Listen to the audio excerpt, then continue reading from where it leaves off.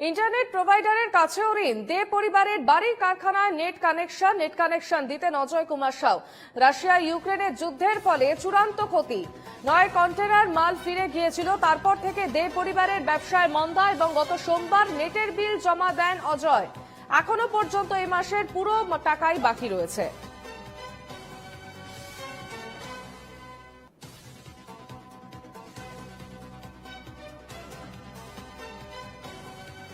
ট্যাংরায় 2 গৃহবধূ এবং 1 কিশোরীর খুনের ঘটনা এবং প্রকাশ্যে আসছে চাঞ্চল্যকর তথ্য। আমি এই মুহূর্তে রয়েছি কেবল অফিসে এবং আমার সঙ্গে রয়েছেন অজয় কুমার সাউ, যিনি গত 4 বছর ধরে দে পরিবারের যে নেট কানেকশন রয়েছে সেই কানেকশন তিনি করিয়ে দিতেন।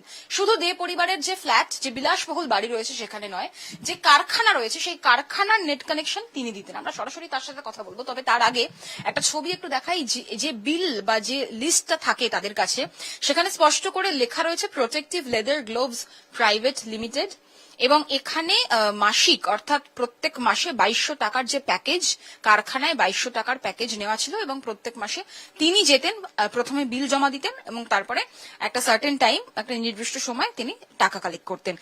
এই মাসে এখনো পর্যন্ত তিনি যেটা জানাচ্ছেন যে বিল জমা দিয়েছেন সোমবার দিন 17 তারিখ, তার টাকা নিতে আসার কথা ছিল আগামী শনিবার অর্থাৎ 22 তারিখ, কিন্তু তার মধ্যেই এই ঘটনা। সরাসরি তার সাথে কথা বলবো। আপনি কবে গেছিলেন, কবে থেকে কানেকশন দিতেন, পুরো বিষয়টা একটু বলুন।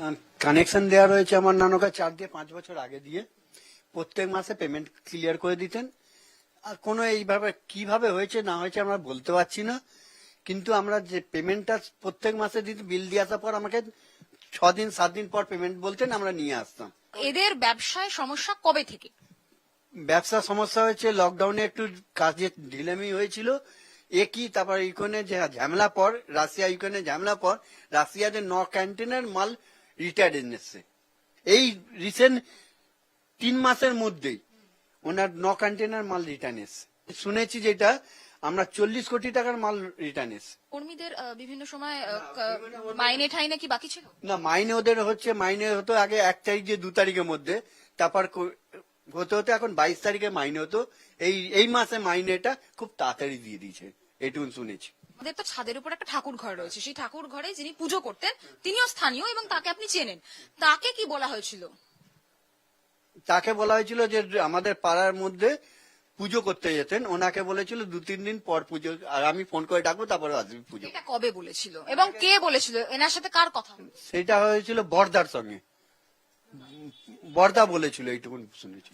ওনার সঙ্গে এই 2 ভাইয়ের দেখা লাস্ট কবে হয়েছে? আপনি দেখেছেন কবে? আপনি তো এই চত্বরেই থাকেন। আমি দেখেছিলাম সোমবারে অফিস দিয়ে বেরোতে সময় দেখেছিলাম। সেটা কখন মোটামুটি?